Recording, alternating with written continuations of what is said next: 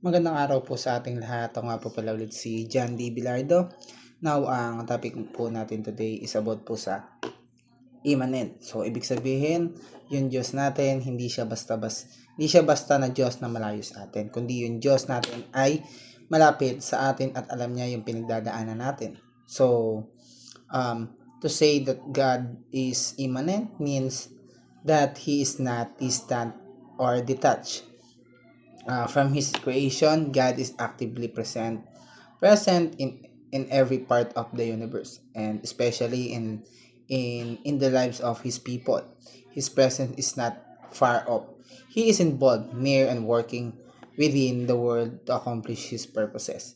He is transcendent, so and immanent, a God who is both and with us and beyond us. So, sabi po rito sa Acts chapter 17 verse 27 and 28. Basahin na lang po natin sa Tagalog. Ginawa niya ito upang kanilang hanapin ng Diyos. Baka sakali sa kanilang paghahanap ay matagpuan siya. Ang totoo ay hindi naman siya malayo sa bawat isa sa atin, sapagkat sa kanya tayo nabubuhay at kumikilos at nasa kanya ang ating pagkatao. Tulad ng sinabi ng ilan sa inyong mga makata. Tayo man ay kanya mga supling. So, ito po yung first teaching natin. Sabi po rito, God immanence means He is always present. So, hindi isang malayong Diyos ang sinasamba natin. Siya ay malapit kasama natin sa bawat araw.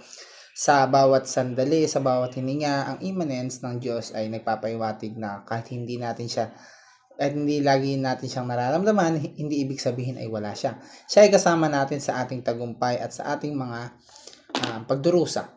Hindi siya nagkukulang o lumalayo. Ang Diyos ay laging nariyan at tapat at mapagmalasakit.